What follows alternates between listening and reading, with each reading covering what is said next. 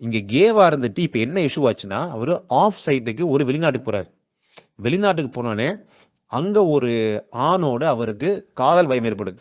He is falling in love ஏற்பட்டு 2 வருஷம் they're having proper intercourse. அப்படி இருக்கும்போது அவர் இப்போ இஸ் மைண்ட் வெரி கிளியர், எனக்கு இந்த லைஃப் செட் ஆகுது. பட் ஏதோ சூழ்நிலையா அவங்களுக்கு ஆஃப் சைட் வேலை முடிஞ்சு திருப்பிங்கிறாரு. இவரால் பழைய போய்ட்டு ஒய்ஃப் கிட்ட பழகவே முடியல. இப்போ அந்த பொண்ணுக்கு இஷ்யூ தான். முன்னாடி வச்சு பழகிட்டு இருந்தார் டாக்டர், இப்போ சுத்தமாக வந்து பழக மாட்டேங்கிறாரு.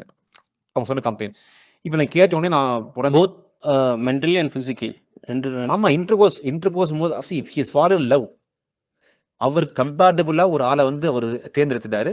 அப்புறம் அவர் வேறு நாட்டு மக்கள் ஒரு பையனை வச்சு அவங்க வந்து பிரிஞ்சுட்டாங்க, மியூச்சுவலி பிரிகிறாங்க.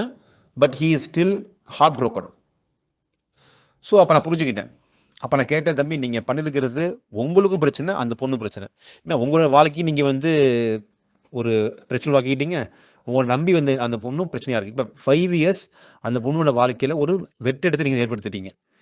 அந்த பொண்ணு ஃபீல் பண்ண, ஆமாம் சார் எனக்கு கஷ்டம் தெரியுது, பட் நான் ஒரு சூழ்நிலை கைதியாக இருக்கேன், எங்கள் வீட்டில் சொல்ல முடியல, மேரேஜ் வச்சுட்டாங்க. நான் என்ன நினச்சேன், சரி மேரேஜ்க்குன்னா ஏதோ சரியாக மறைச்சிட்டு இருந்தேன் நான், பட் முடியல, என்னால் வந்து சேர முடியல. ஃபார் எக்ஸாம்பிள் இப்போ ஒரு ஸ்ட்ரெயிட் மக்களை கொண்டு போய் நீங்கள் அந்த ஒரு சேம் செக்ஸ் மக்கள் சேர்ந்துன்னா அவங்களுக்கு எப்படி ஒரு அருவருப்புத்தன்மை இருக்குமோ அதே தான் இவங்களுக்கு இருக்க ஃபீல் பண்ண, என்னால் இருக்க முடியலங்கிறாங்க. நான் கேட்டேன், சரி இது எப்படி உங்கள் ஒய்ஃப் சொல்கிறது? நான் ஏன்னா அவங்க வந்து எதிர்பார்த்துட்டு இருக்காங்க சார். எனக்கு அவங்களோட மனப்பரமானம் ஒய்ஃப்ட்ட சொன்னால் ஒய்ஃபோட தம்பி நான் வந்து அடிப்பார்.